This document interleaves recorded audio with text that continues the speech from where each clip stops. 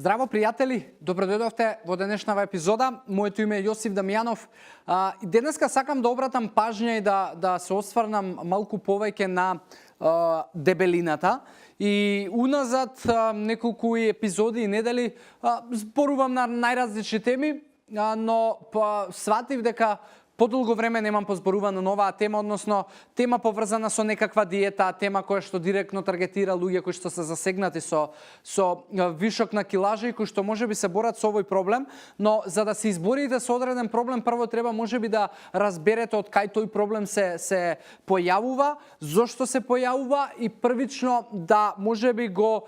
промените начинот на размислување во поглед на одредено поле и тема за која што сакате можеби одреден напредок. И ако се работи за дебелината и проблемот со килограми, веќе свесноста и тоа дека се зборува многу за оваа тема е супер нешто и мене ме радува. Од друга страна, статистиките кои што покажуваат раст на дебелината, особено кај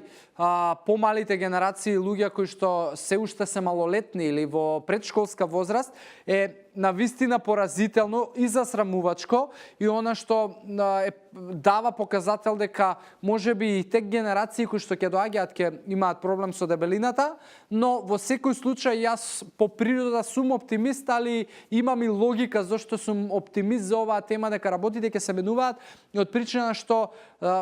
е застапена оваа тема се почесто и почесто и доста се зборува и тоа ќе придонесе за да многу луѓе можеби почнуваат да ја менуваат насоката на своето живење, на тоа како се хранат, како размислуваат во врска со исхраната и каква можеби филозофија имаат по ова прашање. Не знам колку сте свесни, но она што јас го проверував како одредени статистики е дека денеска 50% од храната која што ние луѓето ја конзумираме е храна која што конзумираме надвор од дома. Значи и најголем дел од таа храна е на жалост во фастфуд и тоа е една од причините поради која што брза храна, односно и тоа е една од причините поради која што се соочуваме со проблемот со килажа, затоа што сите сме свесни дека брзата храна и онаа храна која што не е вкусна и можеби и јас си ја приуштувам, но некако основа на мојата исхрана, придонесува за да внесуваме многу погрешни калории. Од друга страна, и тој 50% на храна која што ја готвиме по дома,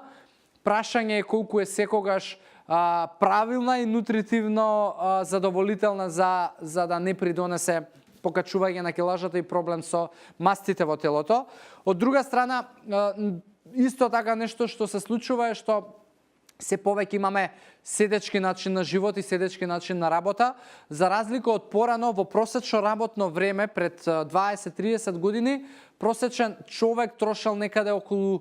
близу 1600 калории. Денеска троши околу 1400 и под 1400 калории и тоа е разлика од 200 калории во просек, што во принцип не е многу, но ако ја земете на месечно или на годишно ниво, тоа се многу калории кои што ние луѓето не ги трошиме и тоа се многу калории кои што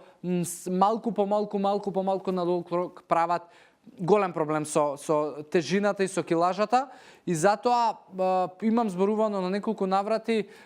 совети како може да си помогнете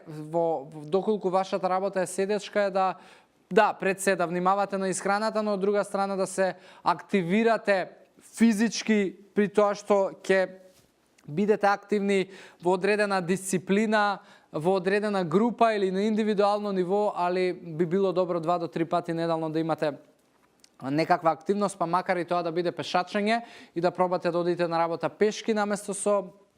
одредено превозно средство на страна од точак. Исто така, она што е факт е дека за разлика од порано просечен човек пред 40-50 години на годишно ниво внесувал 200 килограми храна, денеска луѓето внесуваат 300 килограми храна годишно, што е огромен скок на внес на калории. Од друга страна, тој состав на калории, она што е трендовски гледано е дека денеска калориите се повеќе се наголемуваат калориите од јаглехидрати и од шекери, од причина што и прехранбената индустрија која што константно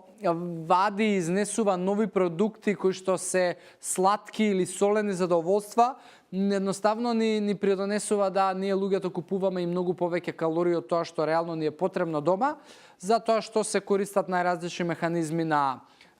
купи 2-1 гратис, затоа што се користат најразлични промоции за мега пакувања, за гига пакувања, за плюс 30% во пакувањето гратис и така натаму. И тоа едноставно нашето човечко око го лаже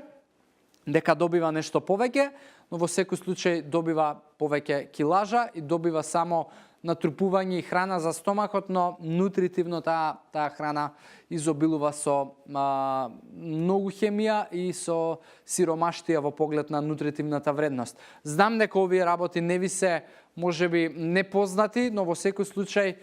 исклучиво со многу пати повторување на одредени работи може да се направи одредена промена, така да тие се некои пристапи и логики кои што јас би ви ги дал и кои што можеби веќе ги знаете поврзани со дебелината и зошто таа се случува, и верувам дека на некој од вас, можеби барем на еден од вас, ќе му помогнам да почне да размислува поактивно и да промени некои одлуки во своето секојдневие и да му придонесат до резултати, и ќе ми биде драго ако тоа го видам. Така да, дечки, за се што можеби ве засега и имате да го додадете како вредност или да го прашате како ваша потреба за да дознаете нешто, комуницирате ме на веќе познатите начини со хаштагот AskJosif, приватно во комуникација, во коментари на видео, и ќе се обидам да дадам одговор на тоа што е ваше прашање. Фала ви уште еднаш за вниманието и ви посакувам убав ден и здрави животни навики. Чао, чао!